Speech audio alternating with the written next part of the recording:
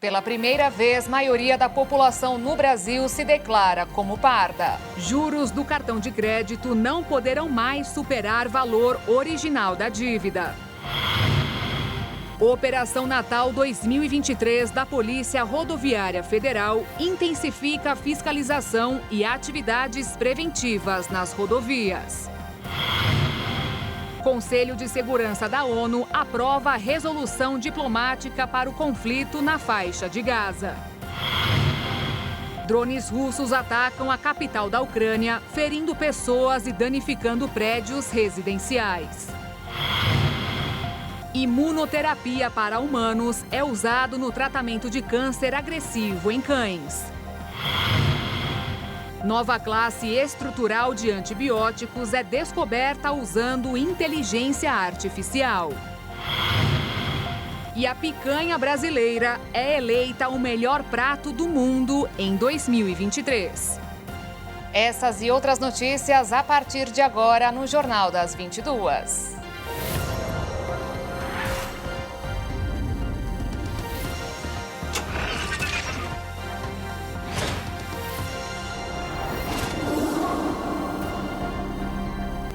Olá, boa noite. Pela primeira vez desde 1991, o número de brasileiros que se declaram pardos superou o número de brasileiros autodeclarados brancos. Os municípios do estado da Bahia são onde a maioria da população parda se encontra.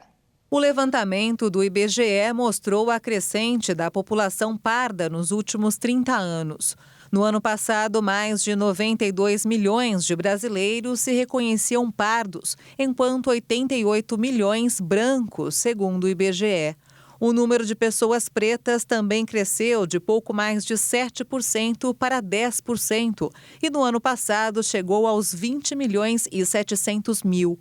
Além da população branca, a amarela também apresentou recuo e caiu para 850 mil pessoas.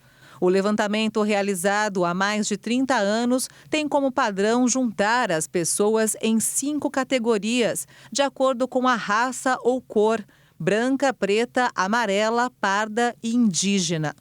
De acordo com um dos pesquisadores do IBGE, a pesquisa tem como objetivo mostrar uma percepção que a pessoa tem dela mesma. Quando o primeiro censo foi realizado em 1872, a população parda era levemente superior à branca. Ao longo das décadas, a população branca foi se tornando majoritária até alcançar o pico e entrar em tendência decrescente. De acordo com especialistas, as mudanças no perfil da população não ocorrem apenas pela questão demográfica, ou seja, nascimento ou morte de pessoas, mas também por outros fenômenos, com uma percepção que as pessoas têm de si mesmas.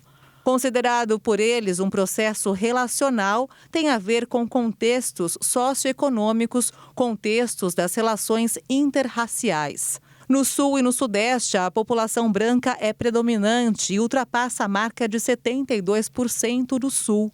Já o Norte, o Nordeste e o Centro-Oeste têm maioria parda, com destaque para o Norte, com 67% se declarando dessa cor. Entre os estados, o Rio Grande do Sul apresenta a maior proporção de brancos, com 78% da população autodeclarada. Já o Pará tem o maior índice de pardos, com 70%. Agora, a Bahia é o estado com maior percentual de pretos, com 22% da população autodeclarada. Os juros do cartão de crédito estão limitados a 100% do valor da dívida a partir de janeiro do ano que vem. A decisão do Conselho Monetário Nacional estabelece que a cobrança sobre o rotativo do cartão de crédito da pessoa física poderá ser de, no máximo, 100%, ou seja, a dívida poderá, no máximo, dobrar. Atualmente, os juros do rotativo do cartão de crédito ultrapassa os 400% ao ano, o que faz essa modalidade de crédito a mais cara do mercado para pessoas físicas. Esse limite de 100% está previsto na lei do Desenrola, que deu um prazo para que bancos e o governo fizessem um acordo de autorregulação para estabelecer um limite de juros, mas nenhuma sugestão foi apresentada. Portanto, passou a valer o que estava previsto na lei do Desenrola. Essa mudança entra em vigor a partir do dia 3 de janeiro do ano que vem. O juro do cartão de crédito não pode ser superior ao valor da dívida, ou seja, 100%. Então, isso significa dizer que a partir de 3 de janeiro de 2024, qualquer que venha a ser dos contratos a partir daquela data, quer dizer, eu passei o cartão no dia 3, parcelei o cartão no dia 3 de janeiro, né? A partir de um eventual atraso, o juro acumulado não pode exceder o valor da dívida, o valor do principal. Então, hipoteticamente, suponha que uma pessoa contrate uma dívida de R$1.000 no cartão de crédito e não pague. Ela estaria sujeita a quase 500%, 450% de juro, né, no cartão, no ano. Hoje, isso não vai poder exceder 100%. Então, se ela tem uma dívida de 1.000, independentemente do juro mensal, bateu em 100%, ele para ali. Ele não vai aumentar para além do valor original da dívida. Quase 90 mil trabalhadores ainda não sacaram o abono salarial desse ano. Segundo a Caixa Econômica Federal, responsável pelo pagamento, mais de 70 milhões de reais estão esquecidos no banco e o prazo está esgotando. São apenas 6 dias para resgatar o benefício referente ao ano base 2021. Dependendo da quantidade de meses trabalhados, o valor final pode chegar ao total de um salário mínimo. Ou seja, ainda existe tempo e dinheiro para comprar mais presentes de fim de ano.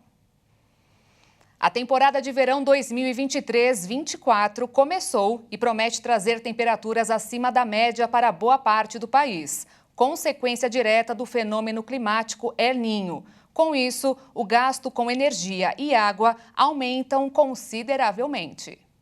Nesse contexto de calor intenso, há uma tendência de que os gastos com água e energia elétrica aumentem, com maior número de banhos do que em épocas mais frias e com o uso mais frequente de aparelhos como ventilador e ar-condicionado. Mas, para evitar que situações do tipo ocorram, alguns especialistas apontam que é possível economizar dinheiro nas contas de água e luz, fazendo um uso inteligente desses recursos. O ar-condicionado, um dos favoritos para o resfriamento de ambientes, é também um aparelho com alto consumo de energia. A cada 1 grau mais baixo, existe gasto cerca de 10% mais elevado do consumo de energia. Dessa forma, é necessário levar em conta exatamente quais são as necessidades do espaço para não comprar um que utilize mais energia do que o necessário. Para além dos gastos de energia para resfriar o ambiente, a própria escolha de lâmpadas pode ajudar a reduzir o consumo e baratear a conta de luz no fim do mês. Isso porque as lâmpadas de LED consomem menos energia e emitem menos calor. Os especialistas pontuam ainda que, como essa estação tem uma incidência maior de raios solares, é bom se utilizar disso e investir no uso de luz natural, através de janelas e clarabóias, para aproveitar a iluminação diurna e reduzir a demanda por iluminação artificial.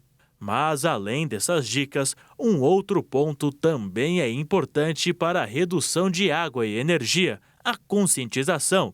Seja em casa ou até mesmo no ambiente de trabalho, ter consciência sobre a utilização desses recursos e cuidar com atenção pode fazer a diferença não só para a conta de energia, como também para o planeta.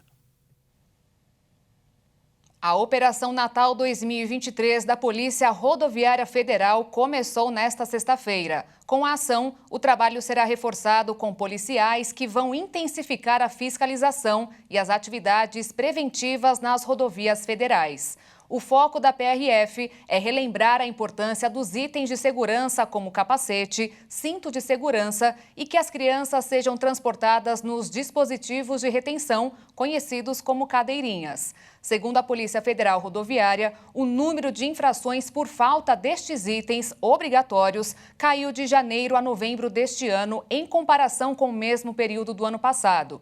O objetivo é que todos estejam cada vez mais conscientes sobre a importância do respeito às normas de trânsito para que a estatística de infrações continue em queda e, por consequência, o número de acidentes, feridos e mortes. Também serão fiscalizadas atitudes consideradas irregulares pelo Código de Trânsito Brasileiro, como desrespeito aos limites de velocidade, as ultrapassagens em locais proibidos e a embriaguez ao volante.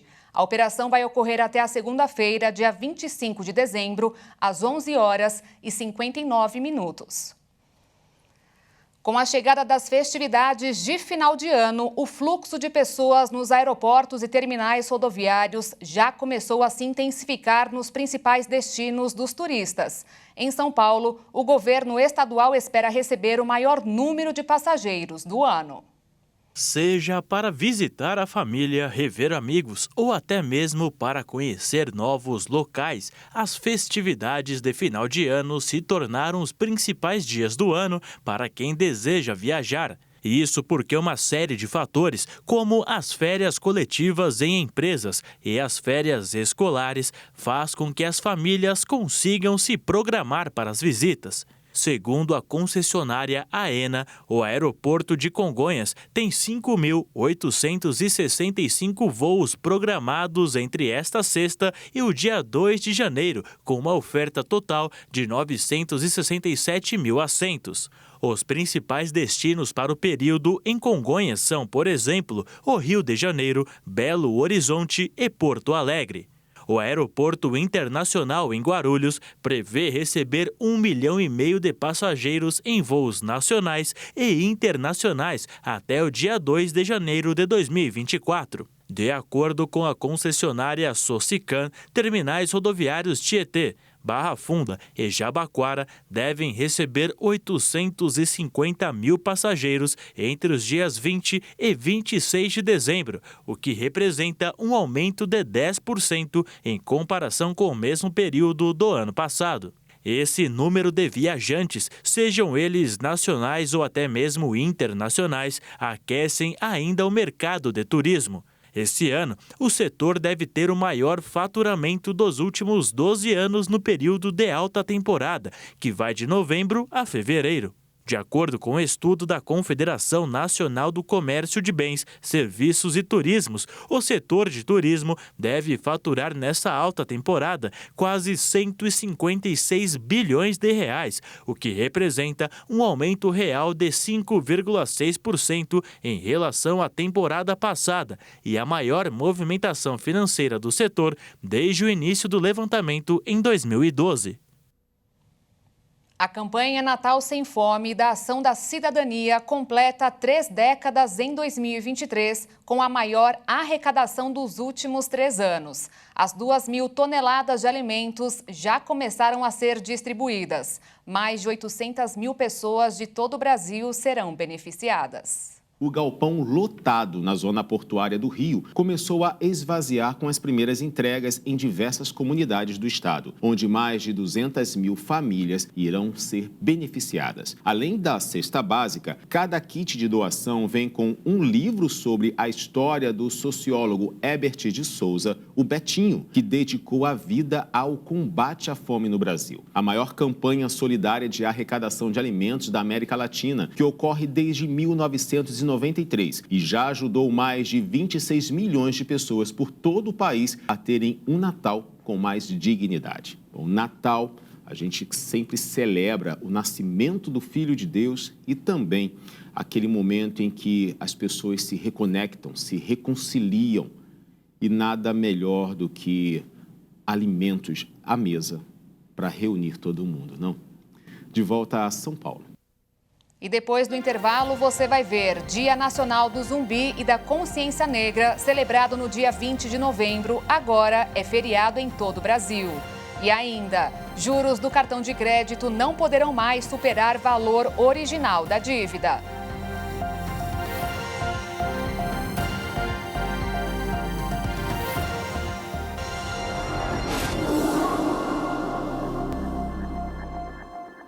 O Dia Nacional de Zumbi e da Consciência Negra, celebrado no dia 20 de novembro, agora é feriado em todo o Brasil. A lei sancionada pelo presidente Lula foi publicada hoje no Diário Oficial da União. A data é celebrada em referência à morte de Zumbi dos Palmares, que era líder do Quilombo dos Palmares, um dos maiores durante o Brasil colonial. E também é um dia para conscientização sobre a cultura negra e a luta por cumprimento dos direitos da população no país. O Congresso Nacional aprovou nesta sexta-feira o orçamento para o ano que vem. A meta fiscal é zerar o déficit equilibrando despesas e arrecadações. E o salário mínimo previsto é de R$ 1.412. Os parlamentares aprovaram hoje, no último dia de trabalho do Legislativo, antes do recesso, o orçamento para o ano que vem. O relatório só foi aprovado na Comissão Mista de Orçamento nesta quinta-feira. O texto, aprovado pelo Congresso Nacional na tarde de hoje, prevê despesas na ordem de 5,5 trilhões de reais. A maior parte deste valor é referente ao refinanciamento da dívida pública. A arrecadação deverá superar os 10 bilhões de reais. Também a previsão de zerar o déficit das contas do governo, equilibrando os valores arrecadados e os gastos. A lei do orçamento indica ainda um superávit de 3,5 bilhões de reais. Investimentos financiados com recursos fiscais serão na ordem de 73 bilhões de reais, além dos investimentos das estatais, que serão de 151 bilhões. Já o salário mínimo foi fixado em R$ 1.412. Por conta da queda no índice da inflação, o governo vai conseguir economizar mais de 6 bilhões de reais com benefícios previdenciários. O gasto com Bolsa Família deverá ser de 169 bilhões de reais e as despesas com pessoal serão de 407 bilhões, um valor 3,5% maior que em 2023. Ainda assim, não há previsão de reajustes. O valor a ser destinado ao fundo eleitoral foi fixado em 4 bilhões e 900 milhões de reais. Esse tema gerou um debate expressivo ao longo da votação desta sexta-feira. O presidente do Congresso Nacional, senador Rodrigo Pacheco, disse que a aprovação deste fundo eleitoral seria um erro, já que vai financiar apenas eleições municipais e reduz de 12 para 8 bilhões o valor das emendas de bancada.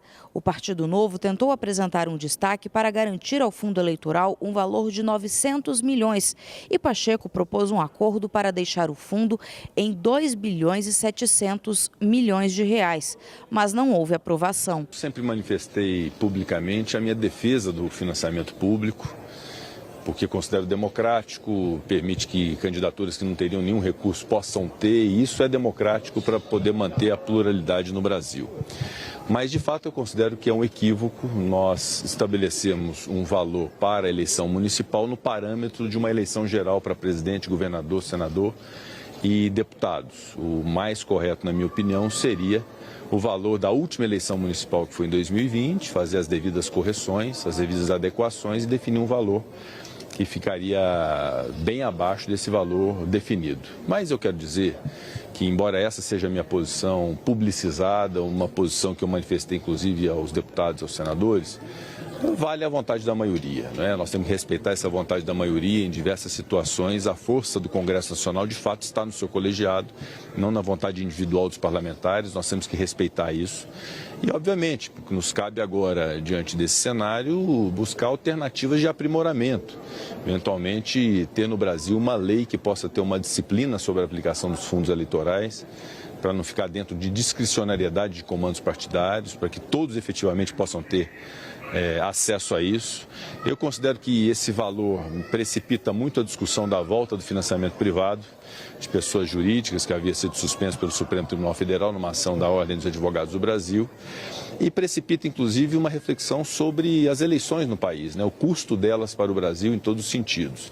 Então eu considero que as discussões sobre o fim da reeleição, o mandato de 5 anos, a coincidência de mandatos para termos menos eleições, tudo isso acaba sendo fortalecido com uma decisão de um fundo eleitoral nessa monta. Eu repito que respeito, mas naturalmente que isso gera consequências de reflexões para o Brasil no ano de 2024.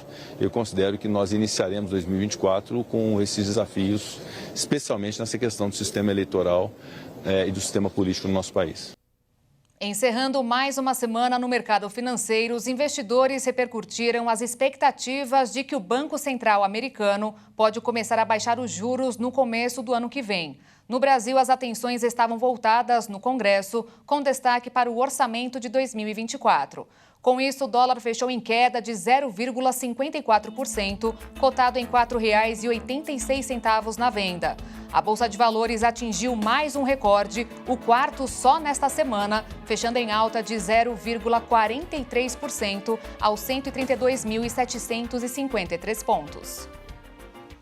A Câmara dos Deputados aprovou um projeto que regulamenta o mercado de carbono no Brasil. O objetivo é diminuir os altos índices de poluição ao meio ambiente. A matéria agora segue para análise do Senado. A alta concentração de dióxido de carbono leva a uma série de alterações climáticas, como poluição do ar e a formação de chuva ácida. O mercado de crédito de carbono entra em jogo para colocar limites nas emissões de gases do efeito estufa. Ele ainda beneficia as empresas que pouco poluem, além de cobrar daquelas que mais liberam poluentes. A cada tonelada de carbono que deixar de ser lançada na atmosfera, as empresas ganharão um crédito, que poderá ser negociado com outra empresa ou governo. Quem não atingir as metas de redução poderá ir ao mercado comprar os créditos disponíveis. Caso contrário, terão que lidar com penas e multas de até 5% no faturamento bruto da empresa. O projeto determina que estarão sujeitas ao mercado regulado todas aquelas que emitem mais de 10 mil toneladas por ano. Também serão estipulados limites de acordo com o ramo de cada empresa. As atividades da agricultura e pecuária ficarão fora da regulamentação. O projeto foi articulado junto ao governo federal e está na chamada Agenda Verde da Câmara, com pautas ligadas ao meio ambiente. O presidente da Câmara, Arthur Lira, tentou avançar na proposta antes da COP28, que aconteceu em Dubai. Mas a matéria não chegou a ser votada por falta de acordo na casa. O governo de Mato Grosso do Sul sancionou a Lei do Pantanal. A legislação é voltada para promover a conservação, proteção, restauração e a exploração sustentável do bioma. Ela ainda estabelece outros pontos, como regras para o cultivo agrícola, a produção pecuária e um fundo para programas de pagamentos por serviços ambientais. A previsão é de que a nova lei entre em vigor em fevereiro de 2024. A China é a maior emissora mundial de gases de efeito estufa causadores da mudança climática. E pela primeira vez em 10 anos, a poluição do ar aumentou no país. O estudo do Centro de Pesquisa sobre Energia e Ar Limpos aponta que o ano de 2023 é o primeiro no qual a média de partículas finas PM2,5 aumenta de um ano para o outro na China. A instituição independente concluiu que 80% das capitais provinciais, incluindo Pequim, registraram níveis mais elevados de concentração dessas partículas em 2023 em relação ao ano anterior. A alta é explicada por um aumento geral das emissões de origem humana, que se soma a condições meteorológicas desfavoráveis. Em 2023, a China suspendeu as drásticas medidas impostas contra a Covid-19, que provocaram uma forte redução da atividade durante os 3 anos anteriores. Um consórcio internacional de cientistas climáticos publicou outro estudo que indicava um aumento de 4% das emissões de CO2 este ano devido aos combustíveis fósseis, à medida que o país se recupera da pandemia. O país asiático lançou em 2013 uma guerra à poluição, fechando dezenas de usinas a carvão e deslocando instalações industriais pesadas para combater a poluição atmosférica que cobria a maioria de suas grandes cidades, especialmente no inverno.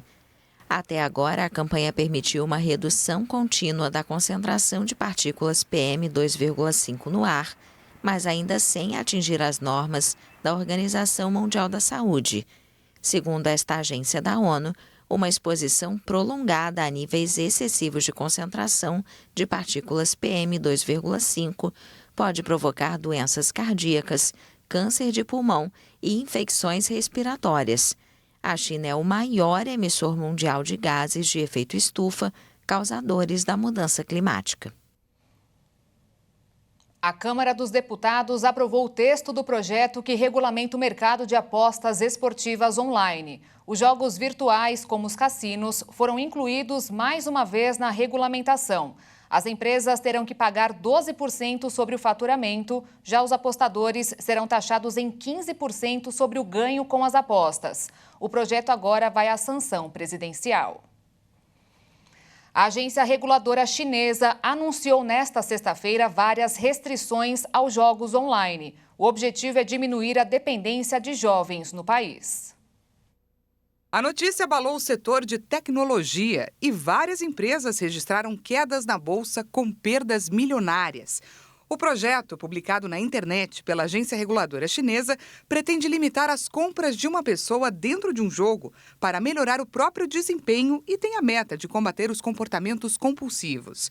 A China é o maior mercado mundial do setor e adotou as primeiras restrições aos jogos em 2021, quando estabeleceu limites ao tempo que menores de idade podem passar online.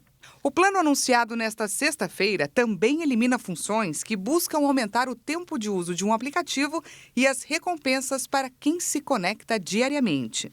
O anúncio gerou nervosismo entre investidores e o índice Hang Seng, que mede as flutuações das maiores empresas cotadas na Bolsa de Hong Kong, chegou a registrar uma queda superior a 4% durante a sessão. O projeto também reitera a proibição de conteúdos que colocam em perigo o que foi chamado de unidade nacional e ameaça a segurança nacional.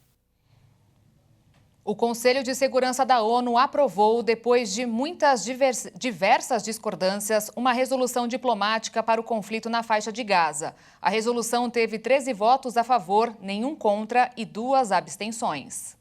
A resolução, aprovada após intensas negociações, exige a todas as partes que autorizem e facilitem a entrega imediata, segura e sem obstáculos de assistência humanitária em larga escala para Gaza. Além disso, a declaração também pede a criação de condições para uma cessação duradoura das hostilidades. Os membros do Conselho de Segurança adiaram por vários dias a resolução para evitar um novo veto, especialmente dos Estados Unidos, que tem esse poder. Um dos maiores pontos de discordância entre os integrantes do Conselho era com a linguagem. Os Estados Unidos queriam uma resolução que condenasse o Hamas com todas as letras. Outros países queriam um cessar-fogo, algo que a diplomacia americana, mesmo pressionada internamente, vinha rejeitando. A aprovação do texto tem pouco efeito prático, mas impõe uma pressão política nos dois lados envolvidos no conflito. Após a aprovação, espera-se que um Estado nacional, soberano e democrático, atenda, respeite e siga as determinações votadas pelo Conselho. Contudo,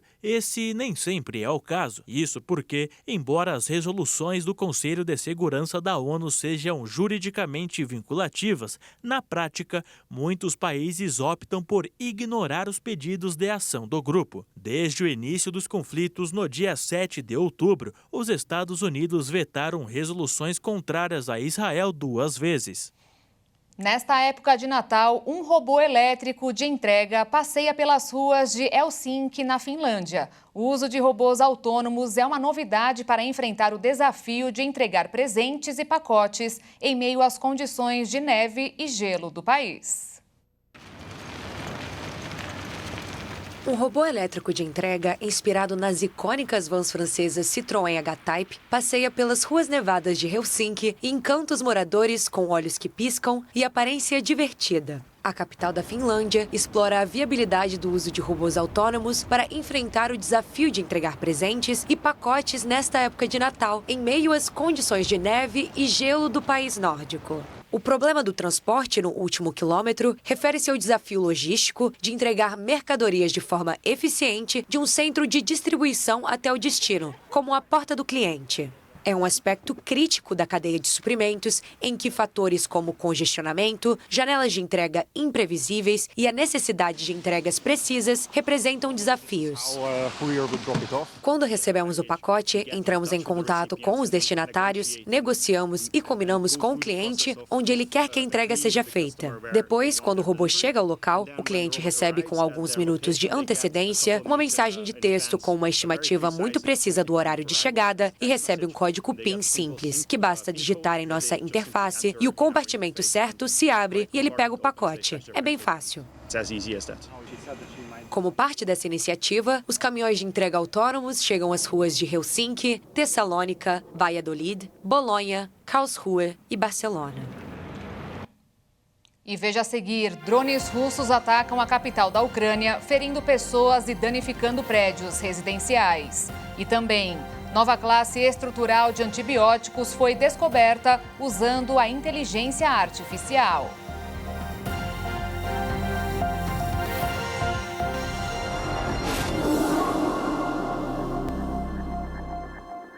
O desabamento de uma mina no Peru deixou ao menos 7 mortos. As autoridades locais disseram que vão investigar o que causou o acidente. Os corpos dos mineiros foram encontrados por um colega de trabalho a 1.500 metros de profundidade. Ele conseguiu retirá-los da mina com a ajuda de um veículo, de acordo com o jornal peruano La República. A Polícia Nacional do Peru foi ao local do incidente na região de Puno e confirmou a morte dos 7 homens, afirmando que os corpos apresentavam sinais de fraturas nos braços e pernas. As autoridades peruanas disseram que estão investigando o acidente, mas admitiram que as vítimas cujos corpos apresentavam queimaduras de 1º e 2º graus estariam trabalhando ilegalmente. A polícia acredita que as mortes tenham ocorrido porque os mineiros não conseguiram escapar a tempo de uma detonação controlada ou por um acidente com explosivos. Enquanto o foco do mundo está para o conflito no Oriente Médio, a guerra no leste europeu entre Rússia e Ucrânia segue causando estragos. Mais de 2 dúzias de drones russos atacaram a capital da Ucrânia, Kiev, ferindo 2 pessoas e danificando prédios residenciais.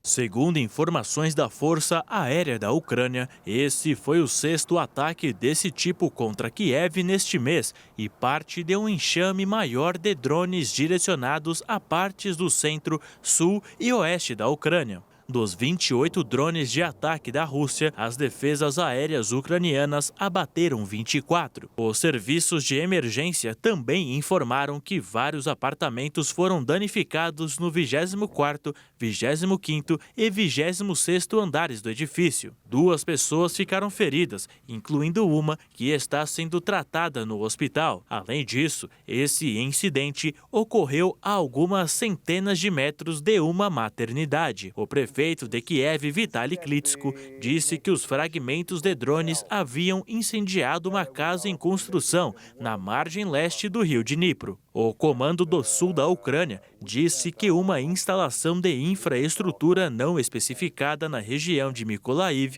havia sido atingida e que fragmentos de um drone abatido haviam danificado uma instalação de armazenamento de grãos na região de Odessa. Não houve registro de feridos e os incêndios resultantes foram extintos, disseram as autoridades. A Nike anunciou um plano de demissão em massa de funcionários e um corte de orçamento de 2 bilhões de dólares, o equivalente a 9 bilhões e 700 milhões de reais. A empresa decidiu reduzir sua projeção de receita para o ano fiscal com base no desempenho negativo no último trimestre deste ano. Neste momento, a previsão da Nike é encerrar o ano fiscal, que termina em maio do ano que vem, com um crescimento de receita de aproximadamente 1%. Mesmo contra a vontade de grande parte dos executivos, a empresa anunciou também medidas como redução na produção de modelos diferentes de tênis. A perspectiva negativa para os negócios da Nike ocorre em meio à crescente concorrência. Sobre as demissões em massa, ainda não foram divulgados números concretos, mas as especulações no mercado apostam que os cortes devam atingir centenas de funcionários. O ano de 2024 está chegando e, junto com ele, o domínio da inteligência artificial. De acordo com os especialistas em tecnologia, a previsão é que a IA seja difundida amplamente na sociedade e o uso dela seja cada vez mais comum pelas pessoas. A saúde será um dos setores onde o serviço será aplicado. Aminoácidos ligados de maneira especial apresentam propriedades que não podem ser encontradas em seus componentes e, por isso, recebem um nome específico: proteína. A compreensão das ligações que geram estas propriedades é essencial para o desenvolvimento das mais variadas terapias celulares, eliminação de substâncias tóxicas e muito mais. Em 2022, o problema da modelagem de proteínas passou a ser considerado, resolvido com o registro da estrutura tridimensional de todas as conhecidas. O principal responsável foi o AlphaFold da DeepMind, que vem sendo usado para desvendar centenas de desafios biológicos da resistência a antibióticos ao surgimento da doença de Paxo. Acontece que o objetivo mais amplo não é entender, mas sim prevenir e curar. Esta é a tendência que deve ganhar força em 2024 pelo desdobramento do processo na criação em escala de proteínas com funções terapêuticas. No finalzinho deste ano, a engenharia de materiais foi chacoalhada pela descoberta de 2,2 milhões de novos materiais, dos quais pelo menos 381 mil têm potencial aplicado. O efeito veio novamente da DeepMind, que desenvolveu a inteligência artificial GNOME, cuja produção imediata os autores argumentam valer por 800 anos de trabalho humano. Neste momento, há uma intensa movimentação de empresas e governos para converter estes achados em protótipos e mesmo produtos no ano que vem, principalmente em duas áreas: semicondutores e baterias. A ideia é explorar os princípios que levaram à descoberta dos materiais para a simulação de suas propriedades em cenários realistas e também determinar seus encaixes ideais em placas de silício e outras plataformas como a inteligência artificial. A guerra dos chips certamente vai ferver. Uma nova classe estrutural de antibióticos foi descoberta usando a inteligência artificial. De acordo com os pesquisadores, novos compostos podem matar um tipo de bactéria que se tornou resistente a vários antibióticos nos últimos anos. Para chegar à descoberta, a equipe de mais de 20 cientistas utilizou um modelo de aprendizado profundo, Deep Learning, para prever atividades de toxicidade, examinando virtualmente mais de 12 milhões de compostos candidatos. Esta abordagem inovadora resultou então na identificação de uma nova classe de antibióticos com potente atividade contra patógenos resistentes a múltiplos medicamentos. Na pesquisa, os cientistas investigaram a atividade antibacteriana dos compostos, os testando contra um tipo de bactéria, o Staphylococcus aureus, resistente à meticilina ou SARM. Uma inovação-chave do estudo foi a capacidade de compreender as informações usadas pelo modelo para fazer suas previsões de potência antibiótica.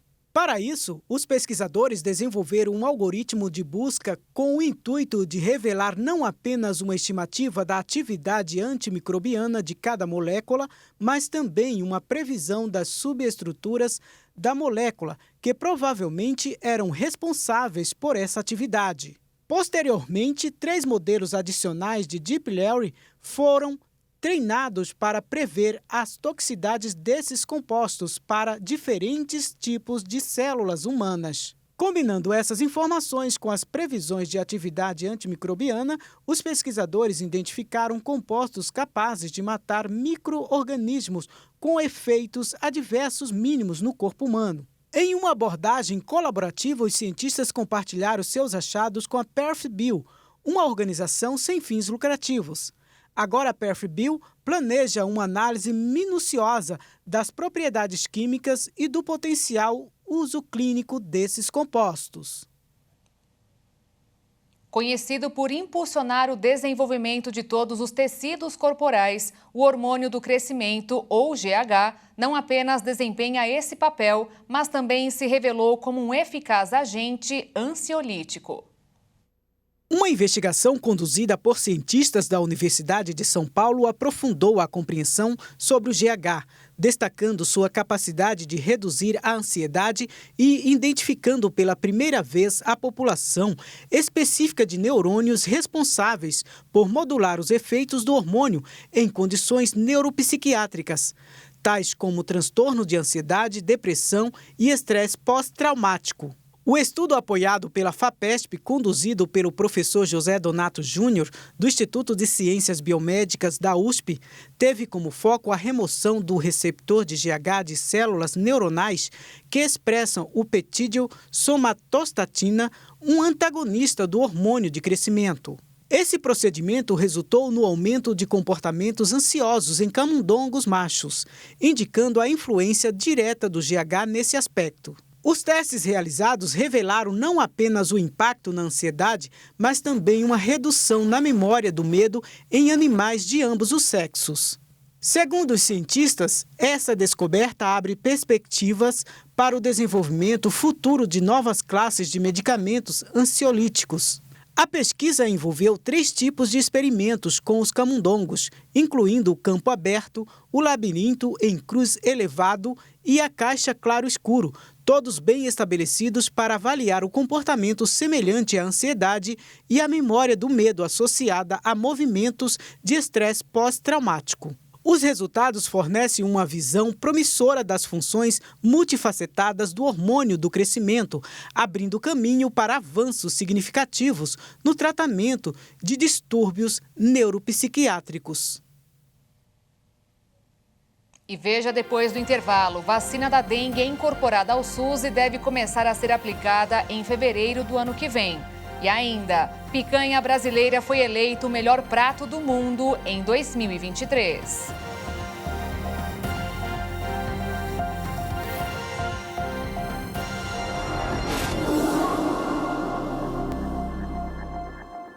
O Ministério da Saúde decidiu incorporar a vacina da dengue, Qdenga, ao Sistema Único de Saúde, que deve começar a ser aplicada em fevereiro de 2024, em um esquema de 2 doses, com intervalo de 3 meses entre as aplicações. O imunizante é o primeiro liberado no país para pessoas que nunca entraram em contato com o vírus da dengue. Mas não há distinção entre quem deve ou não, quem teve ou não a dengue, desde que esteja dentro da faixa etária estipulada pela agência reguladora para a aplicação das doses, que é de 4 a 60 anos.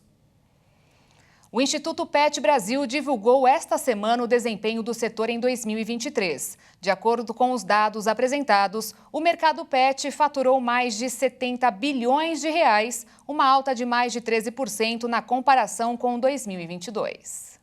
O mercado PET cresceu consideravelmente nos últimos anos. Um estudo realizado pela Associação Brasileira da Indústria de Produtos para Animais de Estimação, ABIMPET, mostra o Brasil como o 3º país em faturamento no segmento. O país representa 4,95% do mercado global, atrás somente dos Estados Unidos e China. Com 19 anos atuando no mercado, Júnia diz que as mudanças foram significativas. A cultura, o jeito de pensar, a forma de tratar, cada dia mais as pessoas estão se conscientizando e vendo que os animais são um membro da família, entendeu? Cuidam mais, têm mais zelo por eles, mais amor, e isso é muito bom de se ver. São 6 anos de atuação no extremo sul baiano. De acordo com ela, o início foi mais desafiador, mas hoje o perfil do cliente é outro. As pessoas hoje têm uma visão de cada dia mais cuidar do seu bichinho, entendeu? Do seu cachorrinho, do seu gato. E cada dia mais a gente tenta passar isso para as pessoas, o cuidado, né? De trazer eles para o veterinário, para fazer as vacinas, para o PET, para eles serem cuidados, né? O Instituto PET Brasil projeta um faturamento de 68,4 bilhões de reais até o final do ano, uma alta de 13,6% na comparação com 2022. Essa médica veterinária reforça que a mudança no mercado é devido à preocupação dos donos cada vez maior com os pets. A gente vê que o pet, hoje em dia, ele é um membro da família, né? Antigamente era como cuidar do quintal da casa. né? Hoje em dia não, hoje em dia faz parte da família mesmo. Então, esse mercado, esse segmento pet tem crescido cada dia mais, né? Porque como é um membro da família, acaba tendo uma necessidade maior de procura, tanto de atendimento veterinário, né? Dos cuidados com o pet, assim como acessórios, rações, medicamentos também. A pandemia influenciou o crescimento do segmento, com aumento de 30% da presença de animais nos lares brasileiros. A Abimpet aponta, são mais de 160 milhões de pets no Brasil, sendo 67,8 milhões de cães e 33,6 milhões de gatos. A gente era um segmento que estava como serviços essenciais na pandemia, né? Então a gente não parou, não ficou dentro de casa, a gente continuou trabalhando, né, atendendo, até porque eles tinham que comer, ter atendimento, é que nem a parte de saúde, só que de pet. E aí a gente viu tanto que houve essa procura, né, tanto do atendimento quanto as pessoas estarem adquirindo os pets para interagir principalmente com crianças que ficavam muito dentro de casa nesse período. Uma pesquisa encomendada pela Pets ouviu 753 pessoas e apontou que os pets ajudam no controle do estresse e da solidão. Para 53% das pessoas, a relação com o pet acalma. 48% responderam que traz sensação de paz. E ainda 36% reconhecem que o pet é um apoio no controle de distúrbios como ansiedade e depressão. O setor tem gerado emprego e renda. Com o crescimento do mercado, a busca pela mão de obra também aumentou e profissionais têm se qualificado. É o caso do Lucas. A gente entra no processo aí da educação, que envolve muitos estudos, né, no qual nós sempre estamos capacitando e prestando serviço para Teixeira e região. O adestrador começou a trabalhar sozinho com os pets. Hoje ele atua junto com toda a família e com mais serviços sendo oferecidos. Hoje tem a minha irmã, que é dog walk, Yasmin Costa, tem minha esposa que toma conta, tem a minha mãe que fica responsável pelo hotel, né? Meu pai, quando vem para Teixeira, também acaba ajudando no processo. Agora, o período agora é intenso de cuidados e hotel lá em casa, né? Incentivada pelo irmão, Yasmin atua há 5 anos como dog walker, passeadora de cães. No início eu acompanhava o Lucas quando ele ia fazer alguns atendimentos e acabei gostando, né?